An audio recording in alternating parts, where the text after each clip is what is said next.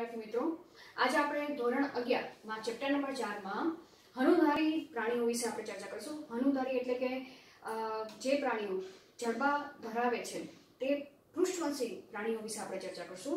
તો આગળ આપણે ચર્ચા કરી ગયા હનુવિહીન પ્રાણીમાં ચુસમુખા વર્ગ વિશે આપણે ચર્ચા કરી ગયા હતા. હવે હનુધારી પ્રાણીઓને પણ ફરીથી બે વર્ગમાં વિભાજિત કરવામાં આવેલા છે, કાસ્તિમત્સ્ય અને અસ્થિમત્સ્ય. હવે શેના આધારે? હવે નામ ઉપરથી તમને ખ્યાલ આવી જશે. કાસ્તિમત્સ્ય એટલે કે અંતઃકંકાલ શેનું બનેલું હોય? કાસ્થિનું બનેલું હોય. અસ્થિમત્સ્ય એટલે કે અંતઃકંકાલ અસ્થિનું બનેલું હોય અને તેને આધારે તેને વર્ગીકૃત કરવામાં આવેલા છે બે વર્ગમાં.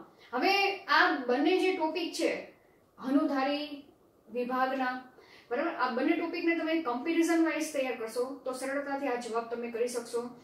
આ જવાબ તમને તફાવત તરીકે પણ પૂછી શકે, બરાબર, અને તેના સિવાય એમસીક્યુ વાઇઝ તમારે પોઈન્ટ તૈયાર કરવા હોય તો પણ તમે તફાવતમાંથી તૈયાર કરી શકો. એટલે આજના ટોપિકમાં હું આ બંને વર્ગને તફાવત તરીકે તમને સમજવાનો પ્રયત્ન કરીશ. તો સૌથી પહેલા વર્ગ કાસ્તિમત્સ્ય, બરાબર, અહીંયા મેં લખેલું છે, અને તેની સામે હનુધારી વિભાગના અસ્થિમત્સ્ય વર્ગ મેં બાજુમાં લખેલું છે. ખ્યાલ આવી ગયો? બરાબર. હવે જનરલી આપણને ખબર છે કે દરેક સમુદાય આપણે ભણી ગયા છીએ તો ઉદાહરણ આપણે પાછળ છેલ્લે લખી છીએ, બરાબર. તમે ગમે ત્યાં લખી શકો ઉદાહરણ, પણ અહીંયા મેં ઉદાહરણ તમને પહેલા દર્શાવેલા છે કે જરાક તમને થોડોક આઈડિયા આવી જાય કે અહીંયા બંને વર્ગમાં માછલીનો સમાવેશ કરેલો છે. પણ માછલી એટલે કેવી માછલી, બરાબર, તો એ ખાલી જસ્ટ તમે આઈડિયા લગાડી શકો, બરાબર, થિયરી પહેલા. એટલે મેં તમને આજે પહેલા ઉદાહરણ લખેલા છે. ચલો, અહીંયા વર્ગ કાસ્તિમત્સ્યમાં જોવા જઈએ તો શાર્કનું નામ તો તમે સાંભળેલું હશે, બરાબર. તો તેમાં કઈ કઈ માછલીઓનો સમાવેશ કરવામાં આવેલો છે? જેમ કે ડોગફિશ, સોફિશ, શાર્ક અને રેડફિશ. હવે એમાં ડોગફિશ અને સોફિશની આકૃતિ તો એનસીઈઆરટી બુકમાં આપેલી જ છે, બરાબર. શાર્ક તમે જોયેલી જ હશે, બરાબર, પિક્ચરમાં ઘણી વખત જોયેલી હશે. એવી જ રીતના રેડફિશ છે, બરાબર. એવી જ રીતના અસ્થિમત્સ્યમાં જોવા જઈએ તો અસ્થિમત્સ્યમાં માછલીઓ જુદા જુદા પ્રકારની જોવા મળે છે. જેમ કે અહીંયા તમે જોશો તો દરિયાઈ ઉડતી માછલી છે, સમુદ્ર ઘોડો છે, બરાબર. સમુદ્ર ઘોડાની આકૃતિ તમને એનસીઈઆરટી બુકમાં આપેલી જ છે. તેમજ મીઠા પાણીની માછલી તરીકે રોહુ, કટલા, મૃગલ માછલી છે. એવી જ રીતના માછલી ઘરમાં તમે જોવા જાવ તો લડાકુ માછલી તેમજ એન્જલ માછલીનો સમાવેશ અસ્થિમત્સ્યમાં કરવામાં આવેલો છે. ચલો, અહીંયા આપણે ઉદાહરણ ચર્ચા કરી ગયા. હવે આપણે જનરલી દરેક સમુદાયની શરૂઆત આપણે નિવાસ સ્થાનથી કરેલી છે, તો અહીંયા પણ આપણે સૌપ્રથમ તેના નિવાસ સ્થાન વિશે ચર્ચા કરી નાખી, બરાબર. મેઇન પોઈન્ટ હું અહીંયા લખું છું અને તે મેઇન પોઈન્ટની કમ્પેરિઝન વાઇઝ હું અહીંયા બંને ચર્ચા કરશું, બરાબર. તો સૌથી પહેલો પોઈન્ટ તેનું નિવાસ સ્થાન. નિવાસ સ્થાન જોવા જઈએ તો કાસ્તિમત્સ્ય ની માછલીઓ મોટે ભાગે નહીં, દરિયાઈવાસી જોવા મળે છે, બરાબર. તો હું અહીંયા લખી નાખું પહેલો પોઈન્ટ, નિવાસ સ્થાન ક્યાં જોવા મળે છે? કાસ્તિમત્સ્ય, દરિયાઈવાસી, બરાબર. હવે એને સિવાય આપણે અસ્થિમત્સ્યમાં લખવા જઈએ, બરાબર, બીજો પોઈન્ટ. તો અસ્થિમત્સ્ય એ મીઠા પાણીમાં પણ વસવાટ કરતી જોવા મળે છે અને દરિયામાં પણ વસવાટ કરતી જોવા મળે છે. તો આપણે અહીં લખી નાખી મીઠા પાણીમાં તેમજ દરિયાઈ, બરાબર. આ પહેલો પોઈન્ટ આપણે ચર્ચા થઈ ગઈ. ચલો, હવે બીજો પોઈન્ટ વિશે ચર્ચા કરી કે તેની વિશેષતા. આપણને ખબર છે કે આપણે દરેક સમુદાયના નામકરણ તેની વિશેષતાને આધારે નામકરણ કરવામાં આવેલા છે. તો અહીંયા પણ વિશેષતા છે તેને આધારે જે તે વર્ગના નામકરણ કરવામાં આવેલા છે. તો કાસ્તિમત્સ્યના આધારે આપવામાં આવેલું છે. તો અહીંયા લખી નાખો કે મત્સ્ય નું અંતઃકંકાલ, બરાબર, અંતઃકંકાલ કાસ્થીનું બનેલું જોવા મળે છે. કાસ્થીનું બનેલું હોય છે, બરાબર. હવે કાસ્થી શું છે, અસ્થિ શું છે, એ આપણે જ્યારે પ્રાણી પેશી વિશે ચર્ચા કરશું. એ પ્રાણી પેશીમાં કાસ્થી અને અસ્થિ પેશી એ સંયોજક પેશી છે, તેના વિશે આપણે સંપૂર્ણ ચર્ચા ત્યાં કરવાની છે, બરાબર. અસ્થિમત્સ્ય વિશે આપણે શું લખશું કે મત્સ્યનું અંતઃકંકાલ, બરાબર. કંકાલ ક્યાં આવેલું છે? અંદરની બાજુ આવેલું છે, એટલે અંતઃકંકાલ શબ્દ વાપરેલો છે, બરાબર. અંતઃકંકાલ અસ્થિનું બનેલું જોવા મળે છે. અસ્થિનું હોય છે। ચલો 2 પોઈન્ટ આપણે ચર્ચા થઈ ગઈ, યાદ રહી ગયો અહીંયા સુધી। હવે તેના આપણે મુખ વિશે વાત કરી, બરાબર। તો મુખની રચના આ બંને વર્ગમાં આવેલી માછલીઓમાં સ્થાન અલગ અલગ જોવા મળે છે। જેમ કે કાસ્તી મત્સ્યનું મુખ જોવા જઈએ તો અગ્ર વક્ષ બાજુએ ખુલે છે, બરાબર। હવે કઈ રીતે છે આપણે આગળ ચર્ચા કરી। અસ્થિ મત્સ્ય જે છે તેનું મુખ જોવા જઈએ તો મુખ અગ્ર બાજુએ ખુલે છે, બાજુએ ખુલે છે, બરાબર। હવે અગ્રવક્ષ બાજુ જેમ કે તમે શાર્ક કદાચ કોઈ પિક્ચરમાં તમે જોઈ હોય તો તેનું મુખ ભલે આગળની બાજુએ છે પણ તેનું જડબું એ નીચેની બાજુએ ખુલતું જોવા મળે છે, બરાબર। કઈ રીતે સેજ આપણે આકૃતિ કરવા જઈએ તો જેમ કે આ શાર્ક છે, બરાબર। મુખ આમ અગ્ર બાજુએ તો છે પણ નીચેની બાજુએ તે ખુલતું જોવા મળે છે, ખ્યાલ આવી ગયો।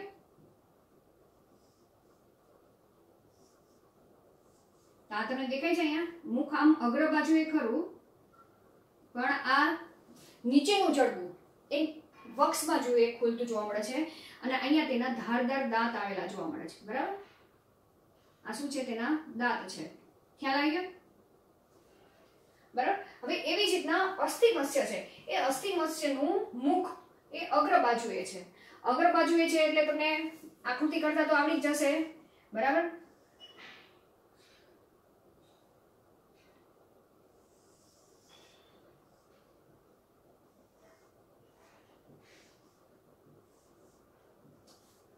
ખ્યાલ આવી ગયો। તો આ બંનેમાં મુખ તમને દેખાય છે, આ અગ્ર બાજુએ ખુલે છે જ્યારે આ અગ્ર વક્ષ બાજુએ ખુલતું જોવા મળે છે। ચલો આ વિશેષતા થઈ ગઈ બંનેની। હવે બંને માછલીઓ એ કેવી છે હનુધારી છે, એટલે અહીંયા પણ શું આવેલા છે દાંત આવેલા છે, આમાં પણ દાંત આવેલા છે। લખી નાખો સામાન્ય વિશેષતા હનુધારી મત્સ્ય, આ પણ કેવા છે હનુધારી મત્સ્ય છે, ખ્યાલ આવી ગયો। હવે આપણે આની આકૃતિ ઉપરથી ચર્ચા કરીએ એટલે તમારો મેઇન પોઈન્ટ શું યાદ આવી ગયો, મુખ વિશે આપણે ચર્ચા કરી નાખી, બરાબર। હવે આપણે આ મીન પક્ષ વિશે વાત કરી। મીન પક્ષ એટલે કયો મીન પક્ષ, પૂછ મીન પક્ષ, બરાબર। જેમ કે આ મીન પક્ષ અહીંયા તમને દેખાય છે કે આ મીન પક્ષ કેવો છે અસમાન છે, બરાબર। જ્યારે અહીંયા આ જે પૂછ મીન પક્ષ છે તે સમાન રચના ધરાવતો જોવા મળે છે, બરાબર। તો એક ઈ વિશેષતા તમે અહીંયા લખી શકો, પૂછ મીન પક્ષ કેવું કહેશે, પૂછ મીન પક્ષ અસમાન જોવા મળે છે, અસમાન જોવા મળે છે। જ્યારે અહીંયા જોવા જઈએ તો પૂછ મીન પક્ષ સમાન જોવા મળે છે, પૂછ મીન પક્ષ સમાન, ખ્યાલ આવ્યો। ચલો હવે બીજું પોઈન્ટ વિશે આપણે ચર્ચા કરીએ। પૂંછડી આના વિશે ચર્ચા કરી ગયા, આપણે મુખ વિશે ચર્ચા કરી ગયા, બરાબર। હવે આપણે શ્વસનની પ્રક્રિયા કઈ રીતે કરે છે। જનરલી મત્સ્યની વાત આવે ને તો તમારે શ્વસન ઝાલરો દ્વારા કરે છે, તો ઈ પોઈન્ટ તો કવર થવો જ જોઈએ, બરાબર। તો આપણે એક શ્વસનનો પોઈન્ટ લખી નાખી, શ્વસન, ખ્યાલ આવી ગયો। નિવાસસ્થાન જોઈ ગયા, મુખ વિશે ચર્ચા કરી ગયા, હવે શ્વસન વિશે ચર્ચા કરી। તો શ્વસન બંને કાસ્તી મત્સ્ય અને અસ્થિ મત્સ્યમાં બંને ઝાલરો દ્વારા જોવા મળે છે। અહીંયા પણ શું આવેલું છે ઝાલર જેવી રચના આવેલી છે, અહીંયા પણ ઝાલર જેવી રચના આવેલી છે, બરાબર। હવે ઝાલરનું કાર્ય શું છે કે જ્યારે મત્સ્ય એ પાણી પોતાના મુખ દ્વારા અંદર લે ત્યારે પાણીમાં ઓગળેલું ઓક્સિજન એ ઝાલરો દ્વારા એબ્સોર્બ થઈ જાય અને ઝાલરોમાં આવેલી રુધિર વાહિનીઓ મારફતે એ ઓક્સિજન રુધિર વાહિનીમાં ઠલવાશે અને એ રુધિર વાહિની મારફતે ઓક્સિજન એ આખા શરીરમાં ફરે છે, બરાબર। હવે બાકીનું જે વધારાનું પાણી છે એ વધારાનું પાણી શરીરમાં આવી ગયું છે તો વધારાનું પાણીનો નિકાલ પણ કરવો પડશે, તો એ વધારાના પાણીનો નિકાલ એ ઝાલર ફાટો દ્વારા થતો જોવા મળે છે। તો અહીંયા પણ ઝાલર ફાટો આવેલી છે, અહીંયા પણ ઝાલર ફાટો આવેલી છે, બરાબર। એટલે કે ઝાલર આવેલી છે, ઝાલર ફાટો આવેલી છે, પણ ઝાલર ફાટોની ફરતે ઝાલર ઢાંકણ જેવી રચના, બરાબર। એટલે કે ઝાલર ફાટો કોના દ્વારા ઢંકાયેલી હોય, ઢાંકણા દ્વારા, ઢાંકણ દ્વારા, એવી રચના અહીંયા કાસ્તી મત્સ્યમાં જોવા મળતી નથી। જ્યારે અસ્થિ મસ્યમાં ઝાલર ફાટો ઝાલર ઢાંકણ દ્વારા ઢંકાયેલી જોવા મળે છે. તો અહીંયા એક મુખ્ય તફાવત તમારે જોવા મળશે. અહીંયા જેમ કે તમે શાર્ક નું પિક્ચર તમે ગૂગલમાંથી પણ તમે ફોટા ની ઇમેજ તમે જોઈ શકો કે શાર્ક માછલી હોય તેની જે ત્વચા હોય એ ત્વચા ઉપર તમને આવા ઝાલર ફાટો જોવા મળશે. બરાબર, એ તમને સ્પષ્ટ દેખાશે કે ખુલ્લી જોવા મળશે. જ્યારે અહીંયા તમને ઝાલર ફાટો હશે આ રીતે, પણ એ ઝાલર ફાટો અસ્થિ મસ્યમાં જોવા મળતી નથી. એ તમને જોવા નહીં મળે, પણ એ કોના દ્વારા ઢંકાયેલી છે? આ રીતે ઝાલર ઢાંકણ દ્વારા ઢંકાયેલી જોવા મળશે, એટલે કે અંદરની બાજુએ આવેલી છે. બરાબર, તો અહીંયા આપણે એક લખી શકીએ. આપણે જોડમાં કેટલી સંખ્યામાં આવેલું છે એ પણ આપણે લખી નાખી કે શ્વસન કોના દ્વારા થાય છે? ઝાલરો દ્વારા થાય છે. આ એક પોઈન્ટ. બરાબર, હા, બધા મેઇન પોઈન્ટ તો અહીંયા જ લખું છું એટલે આ તમારું મિસ ન થાય. શું થાય છે? શ્વસન ઝાલરો દ્વારા થાય છે અને ઝાલર ફાટો 5 થી 7 જોડ ઝાલર ફાટો આવેલ છે અને ઝાલર ઢાંકણનો અભાવ જોવા મળે છે. ઝાલર ઢાંકણનો અભાવ જોવા મળે છે. બરાબર, જ્યારે અહીં ઝાલર ફાટો દ્વારા શ્વસન. બરાબર, પછી 4 જોડ ઝાલર ફાટ આવેલી છે. 4 જોડ ઝાલર ફાટ આવેલી છે અને ઝાલર ઢાંકણ થી ઢંકાયેલી જોવા મળે છે. જોવા મળે છે. ખ્યાલ આવી ગયો? તો આ એક અહીંયા અભાવ જોવા મળે છે જ્યારે અહીંયા જોવા મળે છે. બરાબર, એટલો પોઈન્ટ ખાસ યાદ રાખજો. તો અહીંયા એક આપણે બંનેના પોઈન્ટ ચર્ચા કરી ગયા શ્વસનની પ્રક્રિયા વિશે. હવે આપણે ત્વચા વિશે વાત કરી.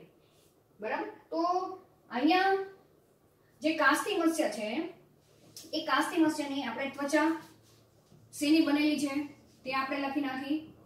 બરાબર, અને અસ્થિ મત્સ્યની ત્વચા શેની બનેલી છે? આ પ્રશ્ન ખાસ તમને MCQ માં પણ પૂછી શકે.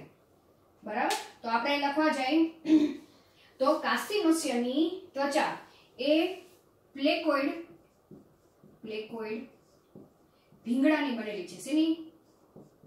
ભીંગડાની બનેલી છે. તેના સિવાય જોવા જઈએ તો કાસ્તી મત્સ્યની જે ત્વચા છે એ તમને ચીકણી પણ જોવા મળે છે અને કઠણ પણ જોવા મળે છે. બરાબર, અહીં લખી નાખો ચીકણી અને કઠણ હોય છે.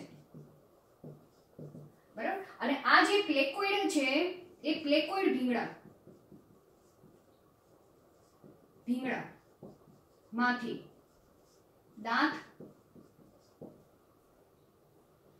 પ્લેકોઇડ ભીંગડા માંથી દાંત બને છે. બરાબર, અને ખાસ કરીને જોવા જઈએ તો પ્લેકોઇડ ભીંગડા ની ઉપરની સપાટી સહેજ પાછળની બાજુએ વળેલી જોવા મળે છે. એટલે કઈ રીતે એ કદાચ આકૃતિ કરવા જાઓ તો આ રીતે આમ જોવા મળે.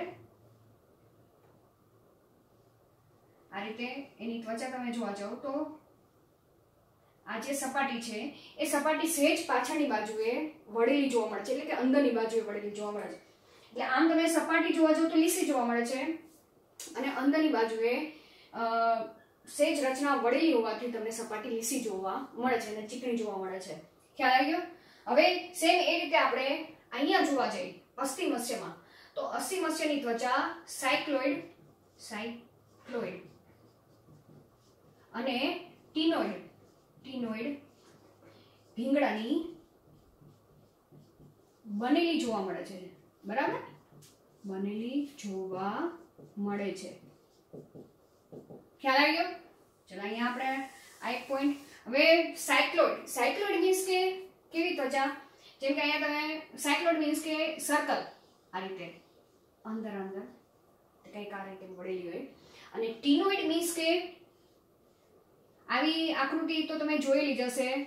બરાબર, આવી માછલી જનરલી તમે બધાએ જોઈ હોય. જેમ કે અહીંયા હું તમને આ રીતે કરું. બરાબર, તો ત્વચાની રચના માં પણ તમે જોવા જાઓ તો તમને તફાવત જોવા મળે છે કાસ્તી મત્સ્ય અને અસ્થિ મત્સ્યમાં.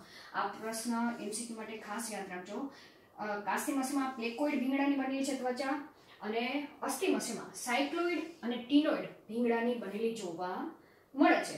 બરાબર, હવે આપણે અહીંયા સુધી ચર્ચા કરી ગયા. હવે થોડીક વિશેષતાવાળા પોઈન્ટ વિશે ચર્ચા કરી જઈએ. હૃદય વિશે, જેમ કે અહીંયા લખી નાખી હૃદય. તો કાસ્તી મત્સ્યમાં પણ હૃદય જોવા જાય તો દ્વિખંડી જોવા મળે છે. બરાબર, અને અહીંયા પણ દ્વિખંડી હૃદય જોવા મળે છે. દ્વિખંડી એટલે કે એક કણક હશે, એક ક્ષેપક હશે. બરાબર, એક કણક અને એક ક્ષેપક. ખ્યાલ આવી ગયો? સેમ આમાં પણ એમ જ હશે, એક કણક અને એક ક્ષેપક.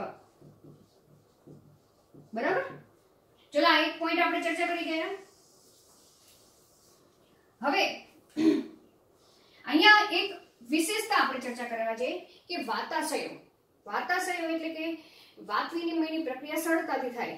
બરાબર, તેના સિવાય તેનું જે શરીર છે એ શરીર પાણીમાં તરવા માટે તેને પાસે એક વાયુઓની વાત વિનિમયની પ્રક્રિયા કરવા માટેની વાતાશય જેવી રચના કે વાયુ સરળતાથી અંદર જઈ શકે, બહાર જઈ શકે, જેને કારણે તે પાણીમાં તરી શકે. તો કાસ્તી મત્સ્યમાં વાતાશયો ગેરહાજર હોય છે. બરાબર, તો પણ તે પાણીમાં તરવા માટે સક્ષમ જોવા મળે છે. જ્યારે અસ્થિ મત્સ્યમાં વાતાશયોની હાજરી જોવા મળે છે. તો આ એક પોઈન્ટ ખાસ યાદ રાખજો કે જે તરવામાં મહત્વનો ભાગ ભજવતો હોય છે. બરાબર, તો એ આપણે અહીંયા પોઈન્ટ લખી નાખી કે વાતાશયોની આ એક પોઈન્ટ. બરાબર, અહીંયા લખી નાખો વાતાશયો.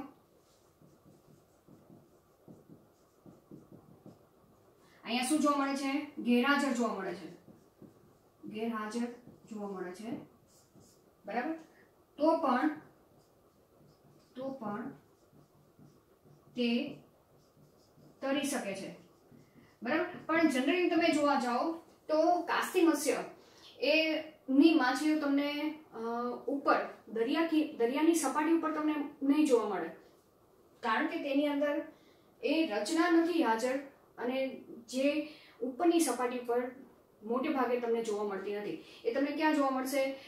દરિયાના તળિયે કાં તો તરતી જોવા મળશે અથવા તો દરિયાના મધ્ય ભાગ સુધી તરતી તમને જોવા મળે છે. જ્યારે અસ્થિ મત્સ્ય એક તો કદ તેનું નાનું હોય છે, તેના સિવાય વાતાશયો જેવી પણ રચના આવેલી છે, જેને કારણે તે દરિયાની ઉપરની સપાટી પર પણ તરતી રહી શકે છે, મધ્ય સપાટી પરમાં પણ તરી શકે છે અને નીચેની સપાટીઓ પણ તરતી જોવા મળે છે. બરાબર, તો આનું કદ તો ખૂબ જ મોટું જોવા મળે છે. ખ્યાલ આવ્યો? તો પણ તરી શકે છે. અને આમાં વાતાશયો હાજર જોવા મળે છે. શું જોવા મળે છે? હાજર જોવા મળે છે, જેને કારણે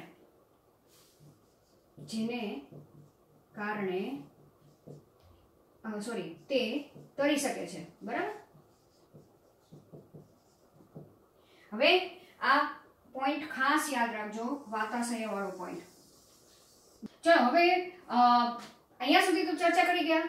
બરાબર, કે વાતાશયો આમાં ગેરહાજર છે તો પણ તે તરી શકે છે, પણ ઉપરની સપાટી સુધી નથી આવી શકતા. અને વાતાશયો હાજર જોવા મળે છે, જેને કારણે તે ઉપરની સપાટી પર પણ તરી શકે છે. હવે તેના સિવાય જોવા જઈએ તો આ બંનેની લાક્ષણિકતામાં તે બંને મત્સ્યો એ બોટ જેવું રચના ધરાવે છે, કે તેનો શરીરનો આકાર કેવો હોય છે? બોટ જેવો હોય છે. તો એ પણ અહીં તમે લખી નાખો, બોટ જેવી રચના ધરાવે છે. બરાબર, જેને કારણે તે સમતોલન સ્થિતિ જાળવી શકે છે. બરાબર, દરિયામાં, અને તે સરળતાથી તરી શકે છે. બરાબર, અહીંયા કાઉન્સમાં લખી નાખો, સમતોલન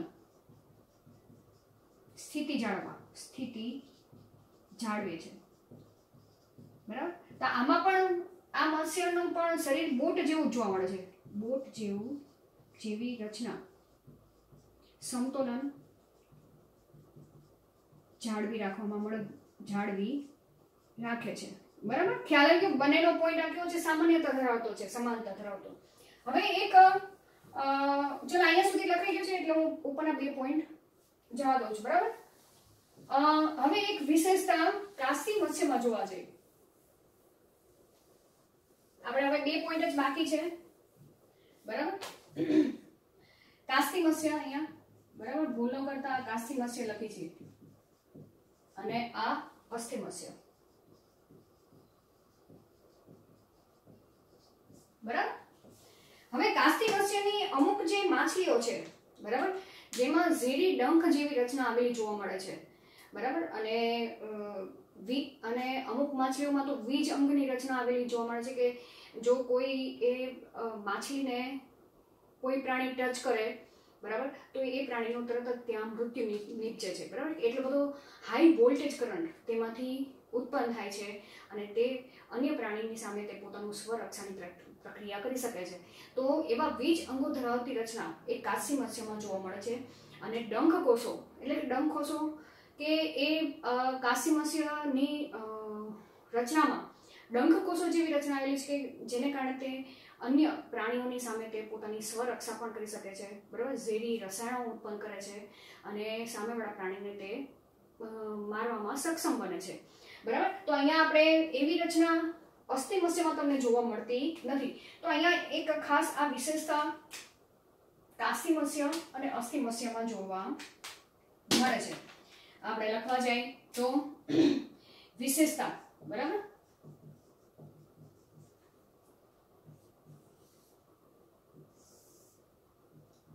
અહીંયા લખી નાખો વીજ અંગો જેવી રચના ધરાવતી કાસ્તી મત્સ્ય જોવા મળે છે, બરાબર. તેમજ ઝેરી ડંખો ધરાવતી કાસ્તી મત્સ્ય પણ જોવા મળે છે, બરાબર. બંનેના જો તમારે ઉદાહરણો આ પ્રશ્ન એમસીક્યુમાં તમને ખાસ પૂછી શકે કે ટર્પીડો અને ટ્રાયગોન વીજ અંગો ધરાવતી કાસ્તી મત્સ્ય કઈ છે? ટર્પીડો, બરાબર, અને ટ્રાયગોન. આ બંને માછલીઓ ટર્પીડોમાં કેવી રચના આવેલી છે? વીજ અંગો આવેલા છે. ટ્રાયગોનમાં કેવી રચના આવેલી છે? ઝેરી ડંખ જેવી રચના આવેલી જોવા મળે છે.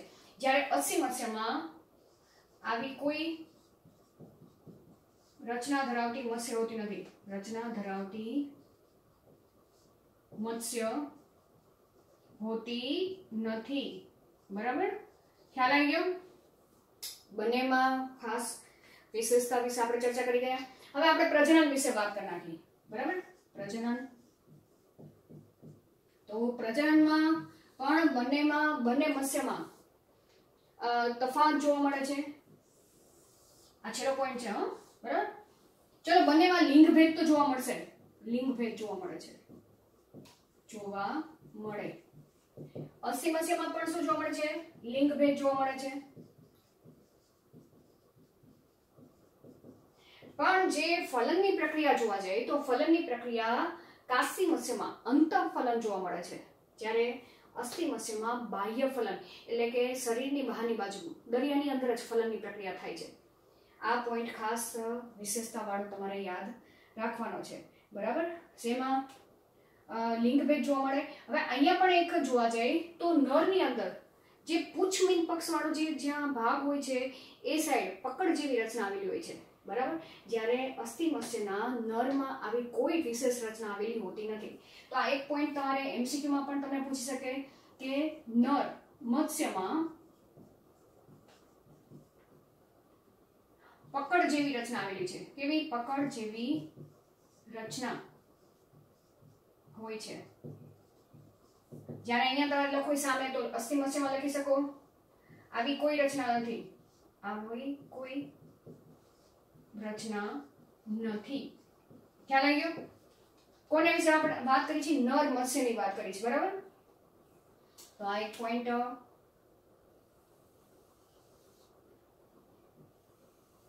હવે ફલન પ્રક્રિયા જોવા જઈએ તો ફલન, બરાબર. અહીંયા લખી નાખો ફલન પોઈન્ટ.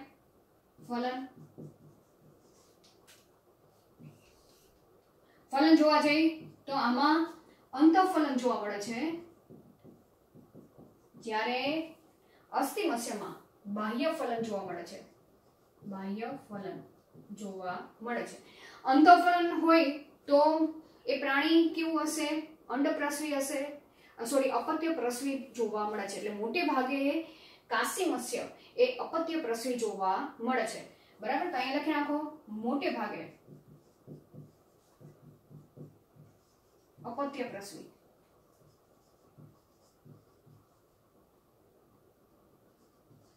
બરાબર, કે અપત્ય પ્રસવી પણ જોવા મળે છે. અને ખાસ હવે અહીંયા અપત્ય પ્રસવી કીધું છે, પણ ઘણી વખત તે અંડ પ્રસવી જેમ વર્તે છે. એટલે કે અહીંયા જેમ કે આપણે બધા મનુષ્ય કેવા છીએ? અપત્ય પ્રસવી છે, અંડ પ્રસવી નથી. માતાના ગર્ભમાંથી બાળકનો જન્મ થાય તો એ બાળક માતા પિતા જેવું હોય છે. પણ અહીં કાસી મત્સ્યમાં ફલન શરીરની અંદરની બાજુએ થાય છે.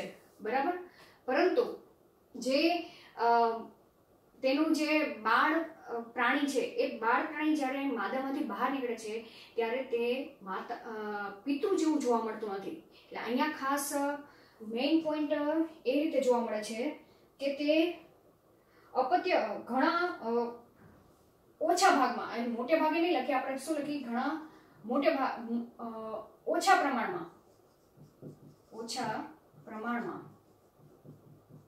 કેવા જોવા મળે છે? અપત્ય પ્રસવી જોવા મળે છે. અંતઃફલન પણ અપત્ય પ્રસવી ઓછા હોય છે. બરાબર, જ્યારે અહીંયા બાહ્ય ફલનમાં તે કરે છે તો તે અંડપ્રસવી જોવા મળે છે. તો આ ખાસ પોઈન્ટ તમારે યાદ રાખવાનો છે. બરાબર, કે તે ફલન અંતઃ જોવા મળે છે, પણ તે મોટા ભાગ ઓછા પ્રમાણમાં અપત્ય પ્રસવી જોવા મળે છે. આ એક વાત આવી કે પકડ જેવી રચના. બરાબર, શબ્દ વાપરેલો છે. તો પકડ જેવી રચના એટલે કે શું? કે જેમ કે અહીંયા આ મેં શાર્ક માછલી એમ સમજી લો કે આ નર માછલી છે, નર શાર્ક માછલી છે. બરાબર, હવે તેના પાછળના ભાગે અહીંયા પકડ જેવી રચના એટલે કંઈક આ રીતે રચના આવેલી હોય છે. આ રીતે રચના. બરાબર, જેને શું નામ આપ્યું છે? પકડ જેવી. પકડ નામ આપેલું છે. જ્યારે પ્રજનનની પ્રક્રિયા કરવાની હોય ત્યારે જે નર શાર્ક માછલી છે તેની આ જે પકડનો ભાગ છે ત્યાંથી તે માદા શાર્ક માછલી હોય તેની સાથે તે મૈથુન ક્રિયા કરે છે. એટલે કે બંને એકબીજા સાથે જોડાવામાં આ પકડ મહત્વનો ભાગ ભજવે છે. અને અહીંયાથી તેના જે નરજન્યુ છે એ માદાની અંદર દાખલ થાય છે અને માદાના અંડકોષ સાથે તે ફલનની પ્રક્રિયા કરતા જોવા મળે છે. હવે માદા જે છે એ માદાને પણ અહીંયા તમે જોવા જાઓ, માનો કે આ હવે માદા છે. બરાબર, શાર્ક.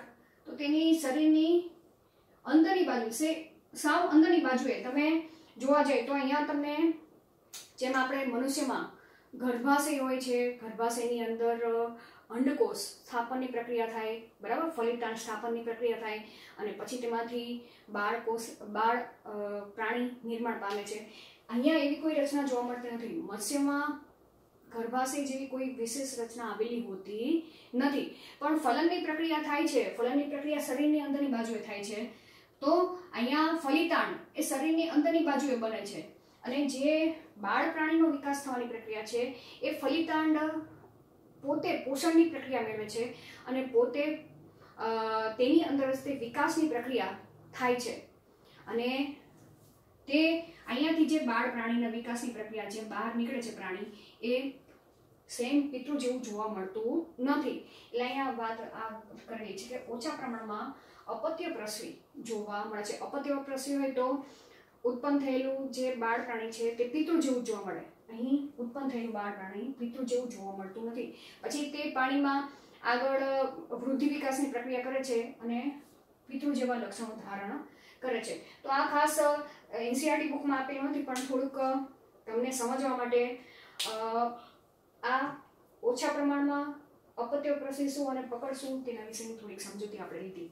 તો અહીંયા આપણે આ હનુધારી વિભાગ છે તેના જે બે વર્ગ કાસ્તી મત્સ્ય અને અસ્થિ મત્સ્યને તમે તફાવત તરીકે તૈયાર કરશો તો સરળતાથી તમે તૈયાર કરી શકશો. ચલો હવે આગળ આપણે ખાસ જોવા જઈએ તો ઉપાંકો અને અનુલક્ષીને જે ઉભયજીવી સમુદાયના પ્રાણીઓ છે તેના વિશે આપણે આગળ ચર્ચા કરીશું. Thank you.